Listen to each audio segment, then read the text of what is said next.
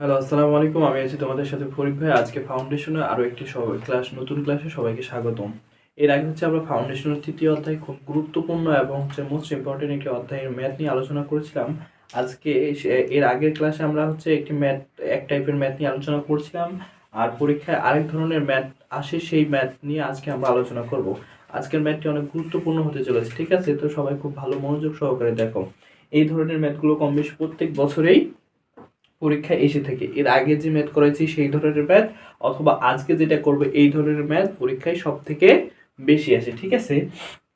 তো এই ধরনের ম্যাথে আমাদের বলা হয়, অনেকগুলো তথ্য দেওয়া থাকে, তারপরে বলা হয় যে এই ম্যাথের কি বলে যে ফুটিং এর কি গভীর আকার নির্ণয় করতে, ঠিক আছে? তথ্যগুলো দেওয়া থাকে, তথ্যগুলো লিখতেছি আমি।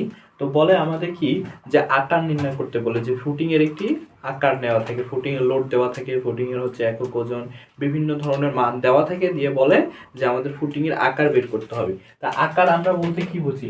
আকার কি দৈর্ঘ্য বা প্রস্থ, ঠিক আছে? এখন এটা যদি হয় আমাদের কি বর্গাকার ফুটিং, তাহলে কি হবে? দৈর্ঘ্য প্রস্থ সমান, তার মানে এর কি ক্ষেত্রফল কি হবে? B square. তার মানে আমাদের বি বের করতে হবে, বি বের করতে পারলে এর আকার বের হয়ে যাবে। যদি আয়তাকার হয় তাহলে বি এল, মানে দৈর্ঘ্য এবং প্রস্থ দুটোই বের করতে হবে। যদি বৃত্তাকার হয় তাহলে কি হবে? ডি বের করতে হবে। তাহলে একক মানে যেই দেওয়া থাকবে প্রশ্নে সেই হিসাবে আমাদের কি বের করতে হবে? এই বিডি অথবা কি বিএল বের করতে হবে, ঠিক আছে? তাহলে এখন আমরা কি, যদি আকার বের করতে বলে তাহলে আমরা কি করতে পারবো? যে কোনো একটা আকার বের করতে পারবো। বর্গাকার বললে শুধু বি এর মান, আয়তাকার বলে বি এবং এল এর মান, আর যদি বৃত্তাকার বলে তাহলে ডি এর মান বের করতে পারবো। তাহলে আজকে আমরা যে অঙ্কটা করব সেটা হচ্ছে বর্গাকার, ঠিক আছে? বর্গাকারের ম্যাথগুলো সব থেকে বেশি আসে। তো এখন আমাকে বললো কি, ফুটিং এর আকার, তার মানে আমাকে কি বের করতে হবে? বি ইকুয়াল হট, বি এর মান বের করতে হবে। এখন আমরা যদি বি এর মান বের করতে চাই, ওখানে দেখবা প্রত্যেকটা প্রশ্নে লোড দেওয়া থাকবে, ঠিক আছে? লোড যদি দেওয়া থাকে তাহলে আমরা একটা সূত্র জানি, সেটা হচ্ছে এইটা, ঠিক আছে? যে Q S equal P S divided by A. Q S কি, এটা সূত্র, যে Q S equal P S divided by A. Q S load, P S কি উপর থেকে আপত লোড, আর এ ক্ষেত্রফল। তাহলে কিউ এস সমান সমান আসলে আমাদের P S divided by B. যেহেতু আমরা বর্গাকার ফুটিং করব সেহেতু আমাদের কি বি স্কয়ার, ক্ষেত্রফল বি স্কয়ার। বর্গাকার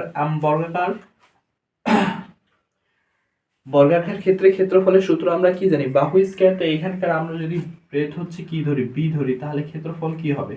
বি স্কয়ার। সেহেতু এ সমান সমান বি স্কয়ার। তাহলে এই সূত্রে দেখো আমাদের প্রশ্নপত্রে এটা দেওয়া থাকবে, পিএস মানে উপর থেকে আগত লোড, আর আমরা বের করব কি? বি বের করব। তাহলে এখন আরেকটা অজানা মান থাকে, সেটা কি? কিউএস, ঠিক আছে? তাহলে কিউএস এর মান এখন আমাকে বের করতে হবে। আবার আরেকটা সূত্র, কিউএস সমান সমান কি? এটা, যে Q N F divided F S plus gamma D F, ঠিক আছে? Q N F divided F S, F S তো আমরা জানি নিরাপদ সহগ, গামা মানে একক ওজন, ডিএফ মানে কি? গভীরতা। তাহলে এখন এটা সমান সমান এটা লিখলে আমরা কি পেয়ে যাব? প্রস্থটা পেয়ে যাব। এখন কথা যে এটা সমান সমান তো আমরা একটা লিখবো, কিন্তু এখানে আরেকটা অজানা মান আমাদের কি, বলো দেখি? Q N F. আরেকটা অজানা মান কি? এই যে কিউ এন এফ। তাহলে কিউ এন এফ এর মান বের করতে হবে। আবার এই কিউ এন এফ সমান সমান কি, যে gamma Q F minus gamma D. Q F চরম ভার বহন ক্ষমতা মাইনাস গামা ডি, গামা ডির মান আমাদের দেওয়া থাকবে। তাহলে কিউ এফ এর মান আমাদের কি? চরম ভার বহন ক্ষমতা বের করতে হবে।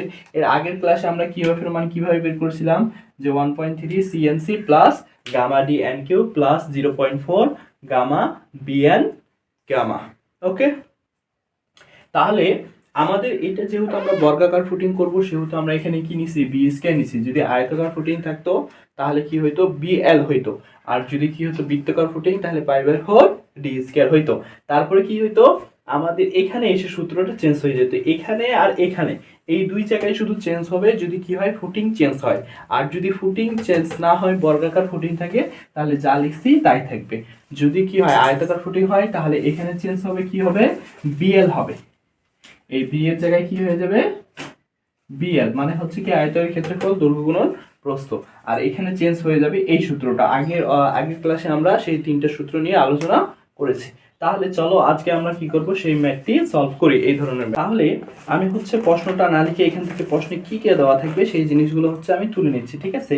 এখানে বলতেছে একটি বর্গাকার ফুটিং এর গভীরতা, ঠিক আছে। সর্বপ্রথম কি দেওয়া আছে, বর্গাকার ফুটিং এর গভীরতা, তার মানে হচ্ছে কি ডিএফ ইকুয়াল কত 1.5 মিটার, 1.5 মিটার সর্বপ্রথম দেওয়া আছে গভীরতা। তারপর বলছে 100 টন লোড বহন করতে হলে, 100 টন লোড মানে ফুটিংটা কি করবে 100 টন লোড বহন করবে। তাহলে লোড হচ্ছে কি আমরা জানি পি এস, ওকে।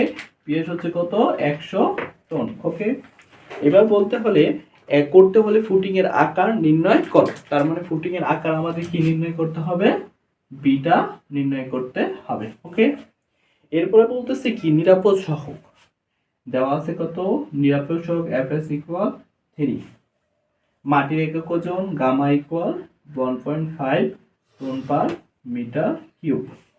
তারপর হচ্ছে কি C equal cohesion 0.8 ton per metre cube, phi equal 30 degree, N C 32.7, N Q 22.5, N gamma 13.7। এই জিনিসগুলো আমাদের কি প্রশ্নপত্রে দেওয়া আছে, ওকে। আমাদের প্রশ্নপত্রে এই জিনিসগুলো দেওয়া আছে, দিয়ে বলতেছে কি আমাদের এই যে আমাদের যে ফুটিংটা করবো এই যে বি এর আকার নির্ণয় করতে হবে। তাহলে এখন আমরা কি শিখছিলাম এর আগে, যে কয়েকটা দেখলাম যে সূত্রগুলো আলোকে আমাদের কি করতে হবে, ম্যাথটা সলভ করতে হবে। তাহলে সর্বপ্রথম আমাদের কি বের করতে হবে বলো দেখি, কিউ এন কিউ এফ চরম ভারবহন ক্ষমতা, ঠিক আছে। চরম ভারবহন ক্ষমতার সূত্র কি জানি 1.3 CNC plus gamma DF N Q plus 0.4 gamma B N gamma. যেহেতু এখানে বর্গাকার ফুটিং বলছে, তাহলে বর্গাকার ফুটিং এর কিভাবে সমান সমান আমরা এটা জানি। তাহলে আমাদের এখানে মানগুলো জানা আছে, আমরা শুধু জাস্ট কি করব বসাই দিব। তাহলে 1.3 ইন্টু সি এর মান হচ্ছে আমাদের 0.8 ইন্টু এন সি এর মান হচ্ছে আমাদের 32.7 প্লাস গামার মান হচ্ছে আমাদের 1.5 ইন্টু ডি এফ এর মান হচ্ছে 1.5 ইন্টু এন কিউ এর মান হচ্ছে 22.5 প্লাস 0.4 ইন্টু গামার মান হচ্ছে আমাদের 1.5 ইন্টু বি আমরা বের করব ইন্টু এন কিউ হচ্ছে আমাদের কত, এন কিউ হচ্ছে 22.5। এটা যদি এখন আমরা কি করি যোগ বিয়োগ গুণ করি, তাহলে আমাদের এখানকার মানটা আসে, আমরা জাস্ট কি করব যোগ করব, যোগ করলে এটার মানটা আমাদের আসে কত 89.313 প্লাস 8.22 বি, ওকে। এই মানটুকু আমাদের কি আসে, এই যে কিউএফ আছে এই কিউএফ এর মান আসে, ওকে। এরপরে এখন দ্বিতীয় যে আমাদের সূত্রটা ছিল সেই সূত্রটা আমাদের ছিল কি কিউএনএফ, কিউএনএফ কিউএনএফ সমান সমান কি ছিল আমাদের কিউ গামা ডি। তাহলে দেখো এই কিউএফ এইটা থেকে আমাকে কি করতে হবে, গামা ডি বসাইতে হবে, তাহলে আমরা কিউএনএফ, তাহলে এটা সমান সমান আমরা কি পাইছি 89.313 মাইনাস গামা কি প্লাস 8.22 বি মাইনাস গামা হচ্ছে আমাদের কত 1.5 ইন্টু ডি হচ্ছে 1.5। তাহলে এখন এটা যদি ক্যালকুলেশন করি তাহলে কত হচ্ছে, এদিকে 3, তাহলে এটা থেকে বিয়োগ করলে আমাদের মান আসে 87.06 প্লাস 8.22 বি, ওকে। তাহলে এটা হচ্ছে আমরা কি পেয়ে গেলাম বলো দেখি, এটা হচ্ছে আমরা কিউএনএফ এর মান পেয়ে গেলাম। এবার আমরা আরেকটা সূত্র জানি কি কিউএস, কিউএস হচ্ছে কি কিউএনএফ ডিভাইডেড হচ্ছে কি এফ ডিএফ, ওকে। তাহলে এখন আবার দেখো কিউএনএফ এর মান জানি, এফএস এর মান দেওয়া আছে, গামা ডিএফ এর মান জানি, তাহলে মানগুলো যদি বসাই তাহলে কি হবে, কিউএনএফ এর মান কত 87.06 প্লাস 8.22 বি ডিভাইডেড বাই হচ্ছে এফএস হচ্ছে 3 প্লাস গামা হচ্ছে 1.5 ইন্টু 1.5, ওকে। তাহলে দেখো এখান থেকে আমি কি কিউএস এর মানটা পেয়ে যাবো। এটার সাথে যদি কি করি, এটাকেও ভাগ করি, এটাকেও ভাগ করি এবং এটা কি করি, যোগ করে দিই, তাহলে আমাদের মানটুকু আমি একবারে লিখে দিই। ক্যালকুলেশন তো তোমরা করতে পারো, আমি মানটুকু একবারে লিখতেছি। সেটা হচ্ছে আমাদের আসতেছে কত, 31.27 প্লাস 2.74 বি। ওকে, এটা হচ্ছে আমাদের একটা কিউএস এর মান বের হইলো। এটাকে আমরা ধরলাম 1 নম্বর সমীকরণ। এই একটা কিউএস এর মানটা আমরা কি করলাম, এটা বের করলাম। এবার হচ্ছে আমরা আরেকটা কিউএস মান জানি না, আরেকটা কিউএস সমান সমান কি জানি বলো দেখি। এর আগে আমি দেখাইলাম কিউএস সমান সমান হচ্ছে পিএস ডিভাইডেড বাই এ। তো পিএসটা হচ্ছে কি লোড, এখানে যেটা দেওয়া আছে আমাদের কত, 100 টন। ওকে, আর নিচে বি সমান সমান হচ্ছে কি, এই সমান সমান হচ্ছে কি ক্ষেত্রফল, ক্ষেত্রফল হচ্ছে কি বি স্কয়ার। তাহলে এটা হচ্ছে কি কিউএস, একটা কিউএস, আর এখানে হচ্ছে একটা কিউএস, তাহলে দুইটা কিউএস কি হবে, সমান হবে। তাহলে এটা আমি ধরলাম কি 2 নাম্বার সমীকরণ। তাহলে এই 100 ton divided by B square equal হচ্ছে এটা কি হবে, দুইটাই আমি সমান লিখতে পারি। তাহলে আমরা সেই দুইটাই যদি সমান করে লিখি তাহলে আমরা বি এর মানটা পেয়ে যাব। তাহলে দেখো আমরা কি ওই দুইটা সমান লিখি।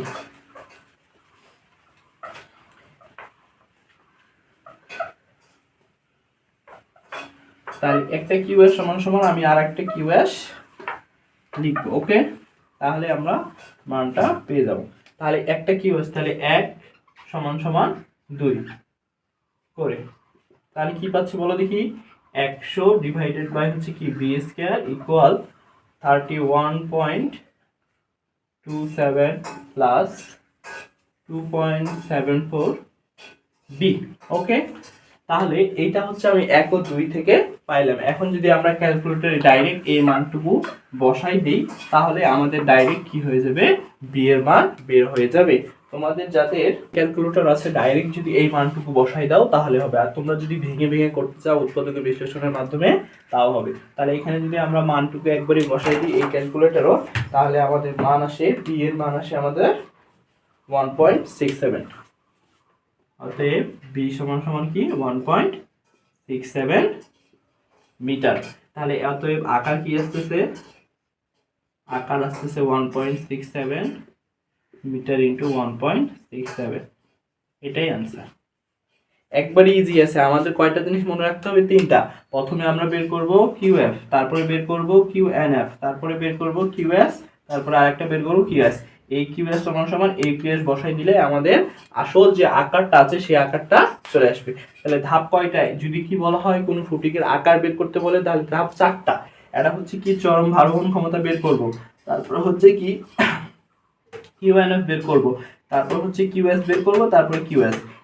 এটা থেকে এটা পাবো, এটা থেকে এটা পাবো, এটা থেকে এটা, তাহলে এই দুইটা সমান করলে আমরা এই যে বি বা বিবের আকার পেয়ে যাব।